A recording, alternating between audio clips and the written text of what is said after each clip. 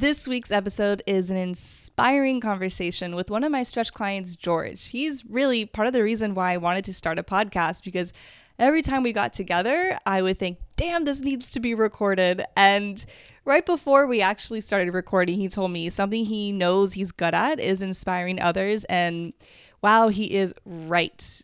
This whole conversation is really about the way of the warrior, the way the unseen war, which is the war within.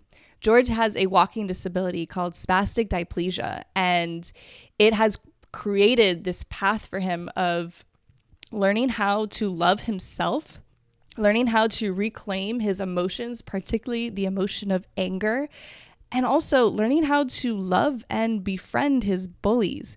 We go over so many universal truths, and if you're somebody who needs to learn how to accept yourself for who you are, I know that I'm a very healing-minded person who's always trying to figure out what can I fix. And something that George has taught me is sometimes there's nothing to fix. Sometimes what you really need is to learn how to accept yourself fully and to know that no matter who you are or what others think of you, you're loved either way.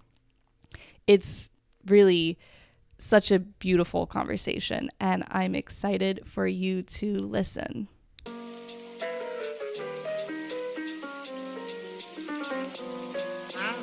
You are listening to the School of Whispers podcast. I'm your host, Stephanie, and this is my space to get real, open, and weird about my life experiences as a psychic, medium, energy healer, and student of Chinese medicine. On the show, I'll be sharing my healing journey and the concepts I've learned along the way, and I'll be having guests on talking about the same sort of thing. I am so happy you're here, and I hope this show leaves you feeling inspired and empowered to learn how to listen to the whispers of your own body and spirit. Let's get into the show.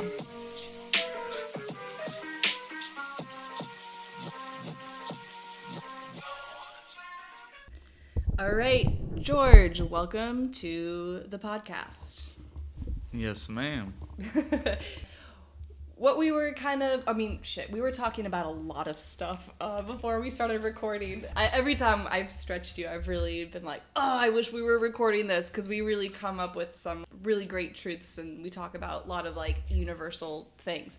But Absolutely. You're somebody who's grown up just living a completely different life from the average person. And that's really what I want to get into is you have this, you're wise beyond your years.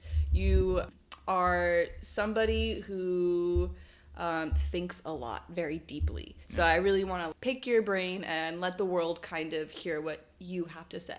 Yes, ma'am. Yeah. Got you. I guess we'll start with, I really want to get into the bullying, because that's been a topic in my life recently, and I know that was a really big thing in your life that pushed you to grow and become who you are. Yeah. I guess I should start. I was born with spastic diplegia, or I just don't walk straight when I was born, and I never knew. When I was a kid, I didn't know I walked wrong. And then, like, as I grew up, people started treating me differently, and then people started staring at me for a longer time than usual, and I never understood until like the bullying got like worse, or people started like helping me more than helping other people. And How old were you at that point? I was wow. I don't know. I just remember I was in PE class, and that's when like things like clicked. Like the teacher was treating me different, and in a good way, obviously, but just like different than the other students. And then I'm like, why? And like for the longest time, I thought like there was something mentally wrong with me, and maybe that's why they were treating me different. But and then that's when it all clicked that I wasn't the same. Mm-hmm. After that point, I mean, you grew up having friends. Yeah. Yeah. I definitely some friends, but nowadays wouldn't think they're like called friends, because sometimes like being friends with the kid that's bullied, no one really wants to do that, because then they'll get bullied. And if once that happens, like I didn't want that to happen to them because I knew how it felt. So went I just let them come at me at some points, but then like later in the day they might like come over to my house and just And be cool. yeah.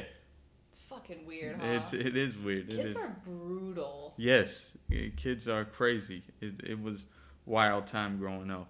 And then, so how did this kind of sit in your body and in like yourself when you were alone, being kind of realizing like, oh, I'm different. Oh, my friends aren't really the friends that I thought that they were. How did that kind of manifest for you as like when you were alone as a kid? So when I was a kid and it manifested, I was like, but I want to be happy, right?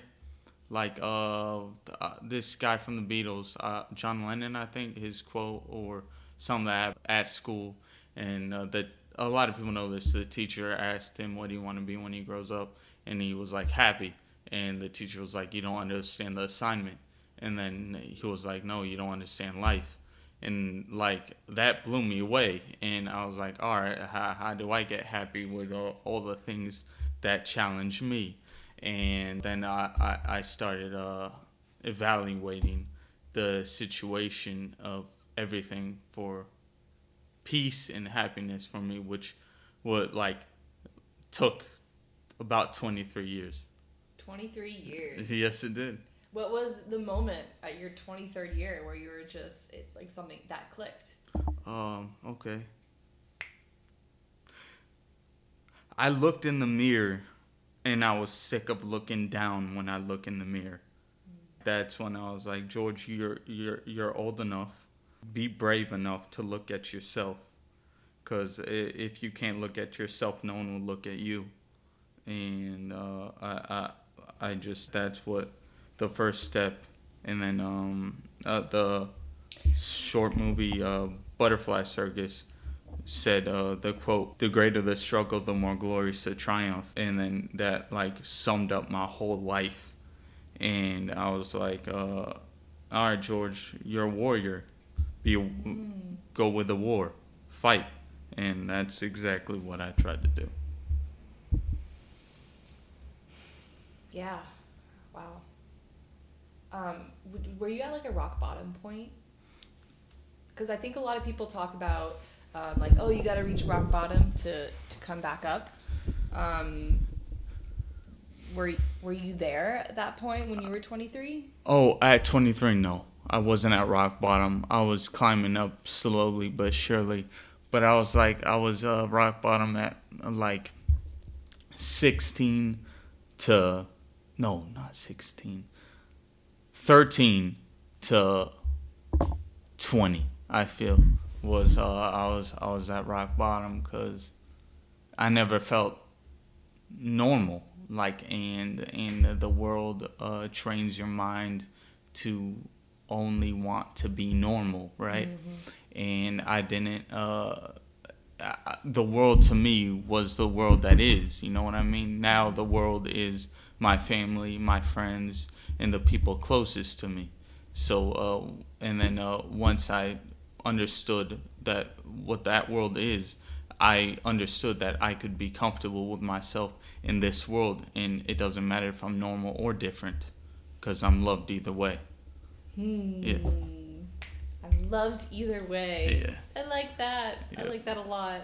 So before we started recording, one thing I asked you was, a whisper in kind of like this, that's what this whole podcast is about, is a school of whispers, is the school of listening. So a whisper could be something, a physical reaction, an emotional reaction. It could be something that you heard, whether it's from another person or from spirit or whatever that may be. So what is a whisper that was kind of part of that uphill climb that really helped you snap out of it?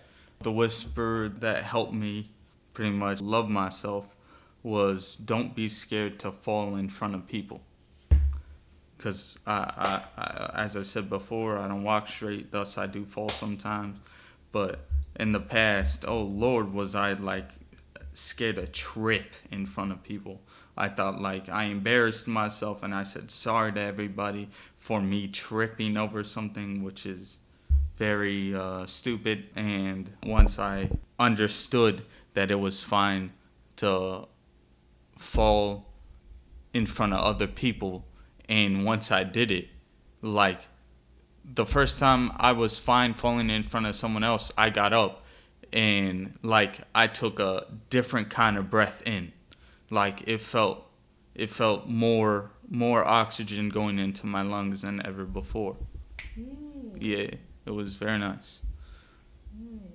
It's almost like you were allowing yourself to breathe for Exactly. the first time. Exactly. And then I know that somebody really, really big on your journey to become who you are is the rapper Eminem. Yes. And you are a poet. And I would just love for you to share a little bit about what Eminem's meant to you and how that's kind of played out in your life up to this point. Okay. So when I was a kid, thus I didn't love myself.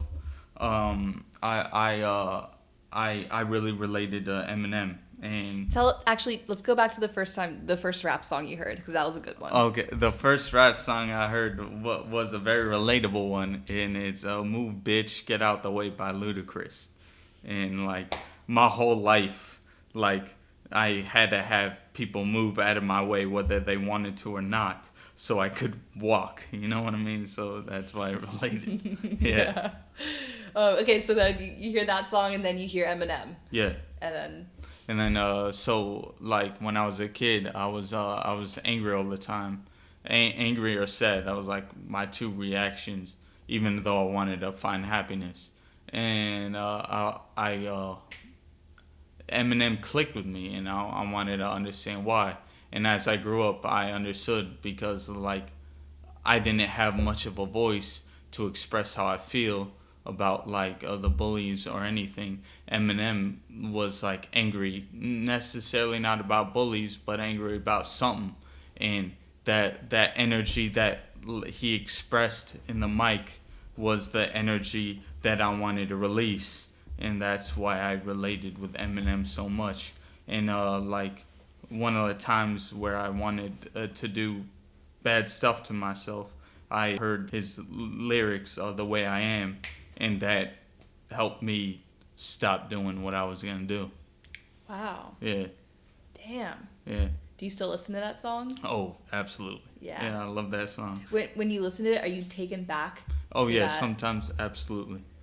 Yeah, I'm definitely and then I gotta remind myself, it doesn't matter what the world thinks about you. Call me whatever you want. I'm gonna be myself, and I love that. And who is George? Who are you now? That's a great question. All right, who am I now? I'm a happier man. I'm a person who listens, and happier, listens, and understands. And I feel like the more peace in my life that I try to find, the happier I be. So that's what I try to do now. And what is like a practice in your life that brings you peace? Listening to music. Yeah, I love listening to music. From Eminem to Dave Matthews to the Ballroom Thieves to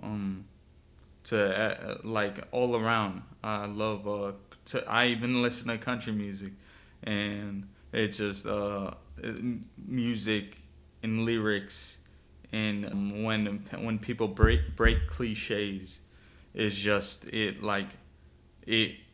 my heart melts and settles down, and I think that's peace. And then thus I learned from the lyrics, like obviously not every lyric I should play in my life, but some of them I should, and I try to apply them to my life. Yeah. Cool. Yes, ma'am. So earlier you mentioned this movie, The Butterfly Kingdom? The Butterfly Circus. For circus, Butterfly Circus, and you said, what was the quote? Because this is a quote that you have tattooed on you. Yeah, the greater the struggle, the more glorious the triumph. Cool. Do you feel, looking back at your life, do you feel that triumph? Oh, absolutely. Yeah. Absolutely. Because I was just nothing. And back then, I didn't know what to do. The friends I had, some were good, but they weren't enough, even though they always tried to help me keep my head up, which I love them for. But that wasn't enough. But once I heard that, to win this fight, you gotta fight, not be told you're going to win. And so I decided to, I guess, put a helmet on and go to war. Yeah. So what you said there is you gotta fight even without knowing that you're going to win. Yeah. I really like that. That is the way of the warrior. Yeah. It's like you're gonna do it no matter what because it's part of who you are. Yes, ma'am. Something that I really, really love that you've mentioned a few times. Your whole life, people have kind of come up to you and been like, oh, let's bless him, let's heal him, and things like that. But you said this once, and it just kind of like made my brain kind of go, duh. You were like, what if there's nothing to fix? Yeah. What if there isn't anything to heal? Like, I'm meant to be this way. Yeah, because like they say, you're made in God's image, and like you know what I mean. I know it's image is the way you look, but like God made me. So what if I was made for a reason? You know what I mean? And like there's nothing to be fixed. You know what I mean? And I think we're also obsessed with. I know I can get this way, like obsessed with healing and fixing.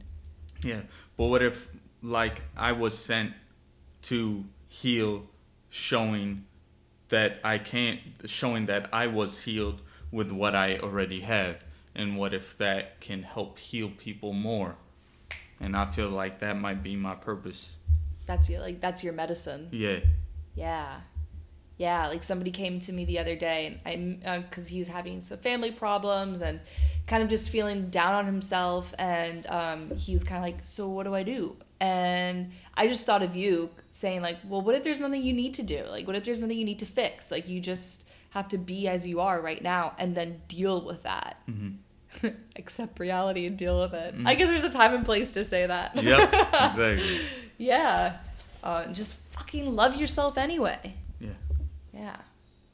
What do you see for yourself in the future? Not talking about like professionally or whatever, but just like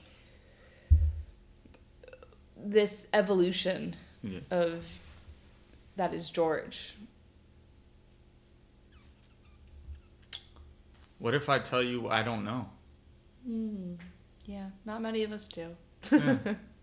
Because I just rolling with the punches, and wherever the punches take me, I go. And if it's somewhere good, cool. If it's somewhere bad, I learn from it. Yeah. You know? Yeah. We were talking about anger earlier, and like learning how to like hold space and express it. And then obviously like Eminem was like a really big like tool for you. But yeah, I'd love to talk a little bit more about kind of your journey with the emotion of anger, and because you're not an angry person. No, you're an expressive person, and you're good with words.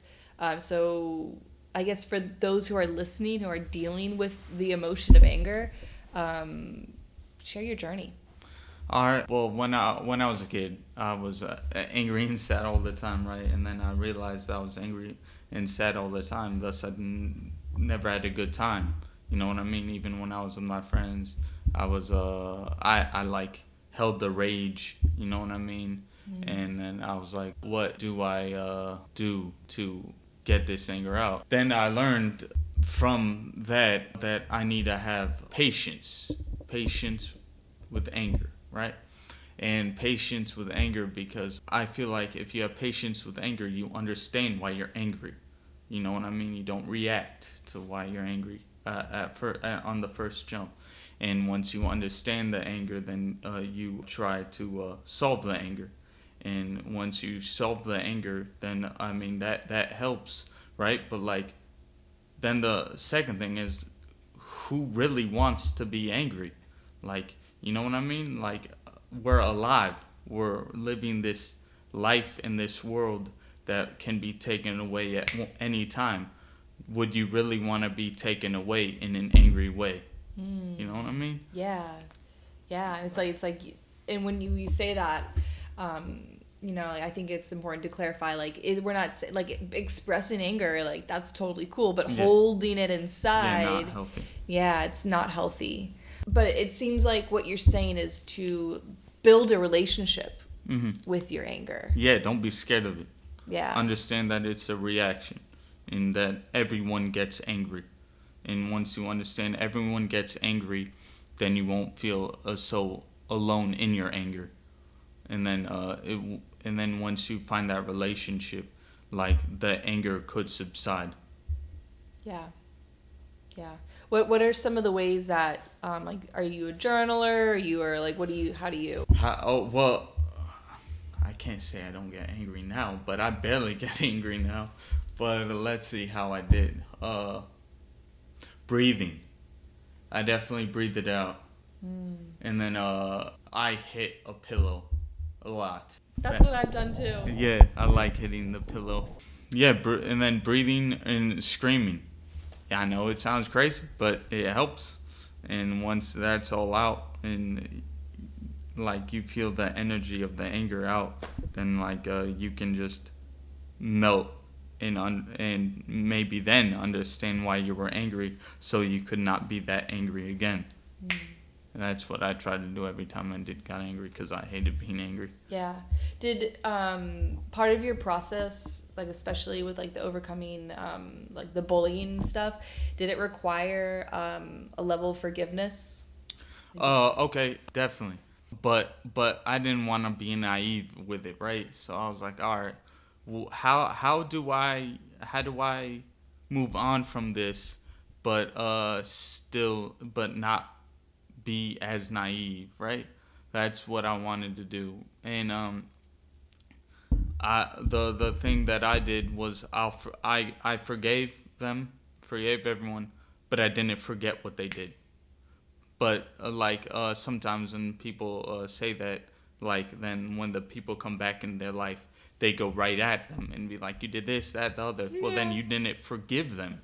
You know what I mean? Just let them come, forgive them, let them come back into your life, but just understand what they did then, and see, and if they replicate it, then that's when you know, like, you need to take few steps back. But just forgive, but don't forget, and that's what helped me a lot.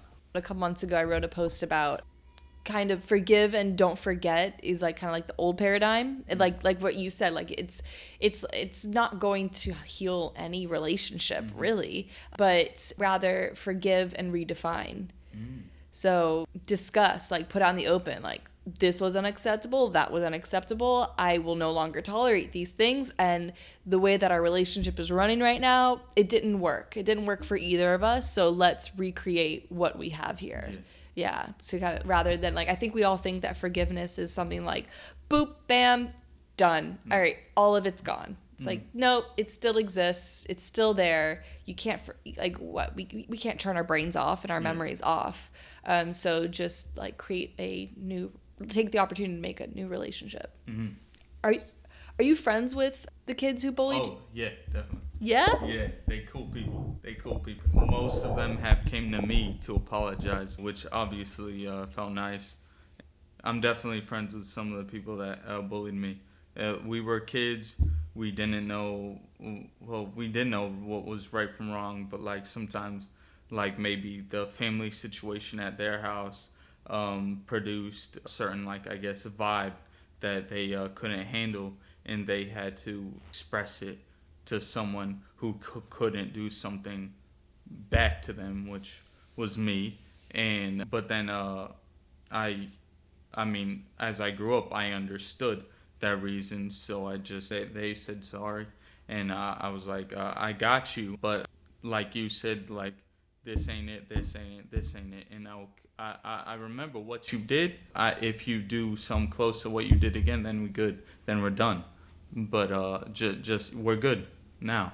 Just let's see how long this lasts. And so far, it's lasted a very long time. I don't know the years, since high school. No, since elementary school or something. Wow. Yeah, I'm still friends with 3 of the guys. Yeah.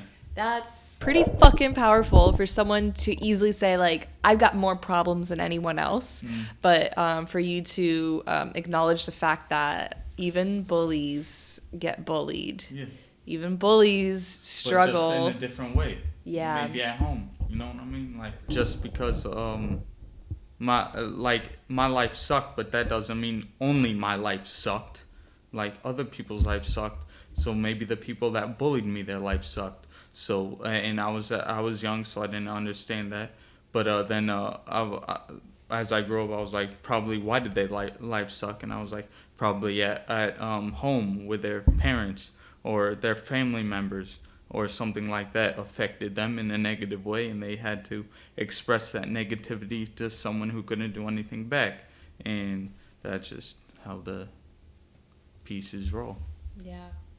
So we've talked a little bit about God, death, mortality, kind of looking at a little bit of that. How has your relationship with God kind of played, or if it is God, I don't know, definitely like define it however you want, but how has that played a role in all of this for you? I went to Catholic school, so that kind of I went to Catholic school for elementary and middle.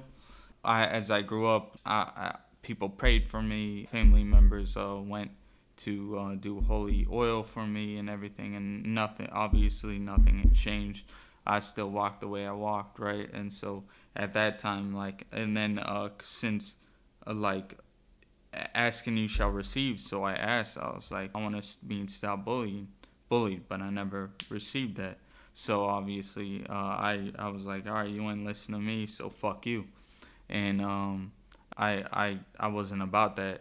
Again, as time happened, I learned to understand that God helps, and for me at least. And when I heard that quote, "The greater the struggle, the more glorious the triumph," was at a camp I was in. It was a Christian camp. At that time, I was like, in my head, I was like, is God trying to talk to me that He really got my back for all this time? But I need to get hurt to learn. And then I was like, after that some other stuff happened. And because I was born in a family where my father was a chiropractor, and he understands like doctor stuff, and how he didn't send me to surgery until I was 18 to see if I wanted to go to surgery. And I didn't, but like like I was connecting the dots, and I'm like, I really feel like God got my back this whole time. I was just too selfish and ignorant to see for me. Mm-hmm. Yeah. So it was watching that video was really kind of like the catalyst for you being like, oh shit, there's someone out there who's got my back. Yeah. Because when I heard that quote, I cried for like 3 hours straight, and I was with my good friend, and I wanted to stop crying, but I couldn't stop crying, and that gave me faith to keep on moving. So I heard the phrase warrior poet a few months back, and I was like, George, like that's him. Like you got that the way you speak, it's kind of, when you get into a state of flow, it kind of reminds me of the way like a rapper like Eminem would speak. Like you got a flow to it, but you got a little bit of like a bite as well. And then I know that you're a writer, like that's what you're in school for right now. But on that note, I would love it if you could share one of your poems. Oh yeah, I got you. Do you want to give a little bit of background on this? So, because I got over being bullied, right? And then you see on TV and stuff that kids are still getting bullied and whatnot. And I mean, like, it ain't gonna change, because the way people treat other people, it's just gonna be some are going to be negative, some are going to be positive, and then that will be entering the world however it enters. And then so I was like, if I was to have kids, would would my kid be happy to have a father like me? And that's kind of the thought behind this poem. I was thinking of this driving to UCF, and yeah, so it's called Fruit. All right. Holding this globe, the axis is 9 and 3. Is it raining? My hands are sweaty. Why does she want me driving? My foot might forget when to move, like how people forget when to use their signal. School is too far. At least the 408 will be easy. Cruise control the whole way. Maybe that's why she doesn't mind. The speed doesn't jump back and forth, like when she tries to hold my hand walking. It's an honor she trusts me with her life, but most of all our daughter. It's like I have the whole world in my hands. I feel like Atlas, but she knows sometimes I can't even carry myself. I hope I don't collapse, even though she loves picking me up. It's like she's my cane. I swear every time I look in the rearview mirror, she's looking right at me. She has a trance of a mermaid with the presence of a lily. Proud to say she got that from her mama. Thank God she wasn't born like me, like a fish trying to walk. I was a key that never unlocks. I could never fit in. I don't know if she could deal with it. I couldn't. She wouldn't even be able to wear heels to her dances. She'd hate me. But what if she still gets made fun of because her dad is me? I can't put her on my shoulders. I can't chase her around the house. I can't walk with her classmates' dads. What if she thinks I can't protect her? What if she fakes her smile just like I did? I made my blood stains look like tie-dye. At least she doesn't have long sleeves on when it's 85 degrees. Can she tell I'm worried, or can she see that it's from love? Damn, I sound like my mom. I hope I showed her what love is. My hand on her mama's leg like roots to her tree. I need her just as much as she needs me. I am lucky she still cries on my shoulder. I hope she knows she's the fruit of our dreaming tree. Shit, I'm already at Challenger Parkway. Don't worry that I'm daydreaming. There is only one person in the car, but there is 3 in my head. Yeah. Yeah. Thank you. That was awesome. What was the kind of tree that you said the roots of the Dreaming tree. Oh, dreaming tree? Yeah. I don't think that's a Dave Matthews song, but I think Dave Matthews covers that song, and that's what inspired me. Oh, man, I love Dave Matthews. Yeah, he's a man. I don't think I've heard him sing that song. I gotta listen to that. Yeah. Yeah. He kills that.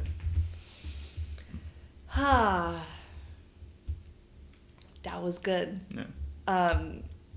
Is there anything else that you think we should kind of like tap into? Just an advice that I love to think about to myself when I feel like I think that I know what's right from wrong or what to do.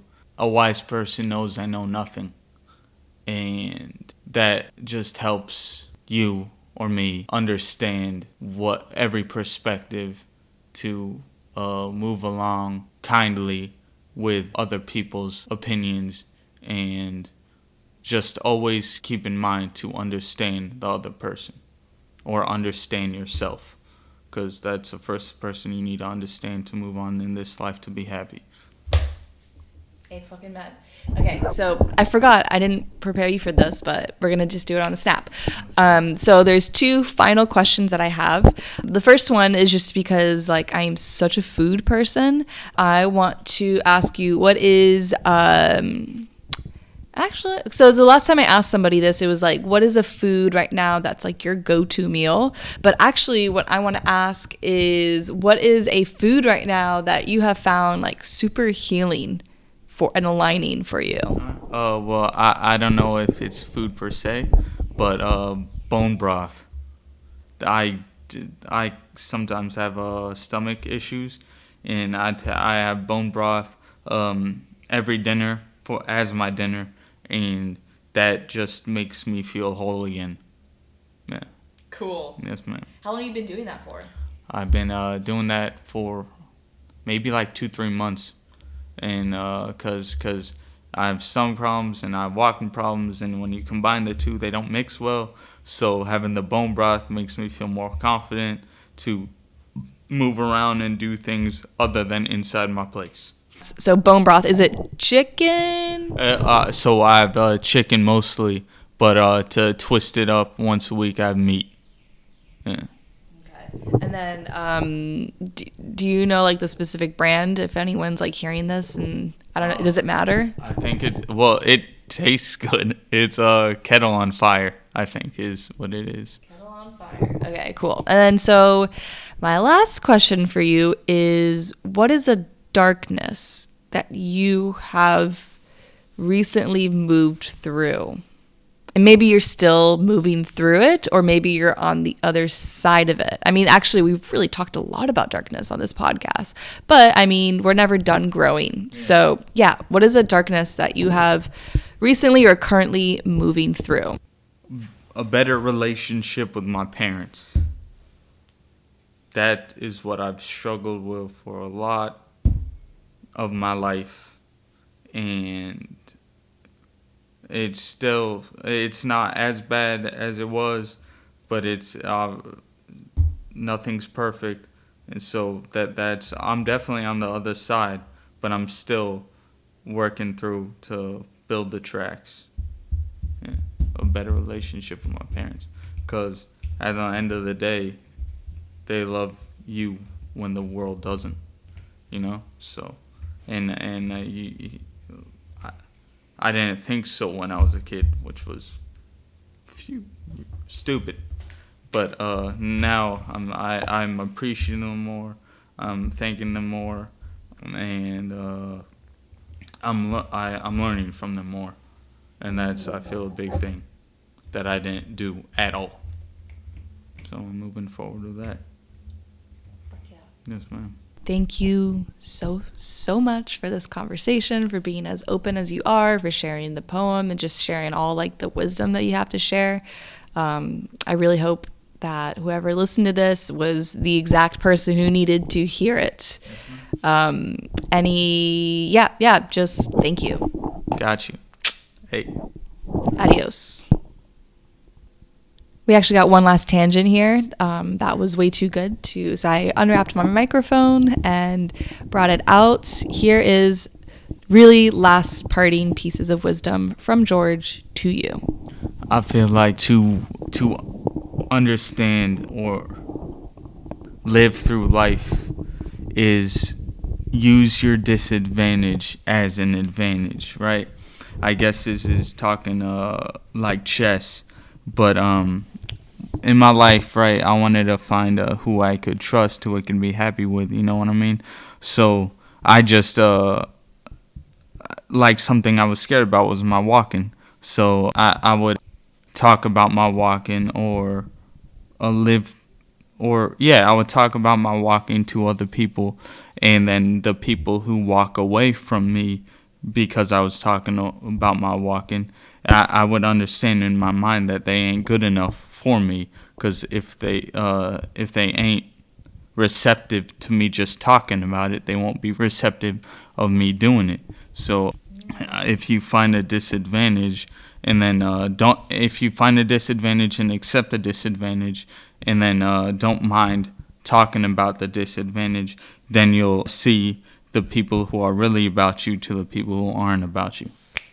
Yeah, like using it as like you're almost like a filter. Yeah. That's what I do with like personal relationships and to friends. And right now I can say I'm surrounded by good people. Yep. Mm-hmm. Thank you so much for listening, and thank you, George, for sharing yourself so openly and authentically. If you enjoyed this episode, Let's share the love back and consider leaving me your very valuable rating and review. Maybe share with a friend, and be sure to subscribe so that you don't miss next week's episode, which is on my ayahuasca journey this past January. It's one of those out there conversations that I am both excited and a little nervous to share with you. If you would like to work with me, whether it's body work or energy work, check out my website at www.schoolofwhispers.com.